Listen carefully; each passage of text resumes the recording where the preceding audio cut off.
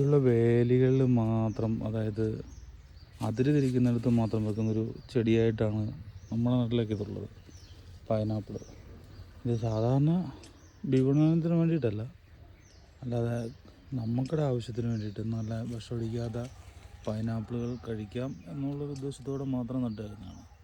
അപ്പം അത്യാവശ്യം നല്ല ഫലം തരും. ഇതിനൊന്നും ഒന്നും കൊടുക്കണ്ട, വളം കൊടുക്കണ്ട. അത് സ്വാഭാവികമായിട്ട് അങ്ങനെ വളർന്ന് പന്തലിച്ച് ഒരു ഏരിയ മുഴുവനായി അങ്ങനെ പോകുന്നൊരു ചെടിയാണ്. അതൊന്നും നമുക്ക് പ്രത്യേകിച്ച് നഷ്ടങ്ങളുമില്ല, എന്നാൽ കിട്ടുന്നതെല്ലാം ലാഭമാണ്. അങ്ങനത്തെ ഒരു ചെടികൾ.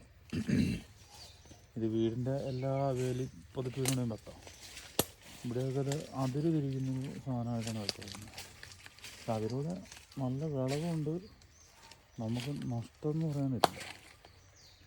അത്യാവശ്യം ഒരു പരിചരണവും ചെയ്യാതെ തന്നെ നമുക്ക് ഇഷ്ടംപടി കിട്ടുന്നൊരു സംഭവം. അത് നോക്കിയറിയാം, എല്ലാ വേലയും കൂടെ ഇരിപ്പുണ്ട്.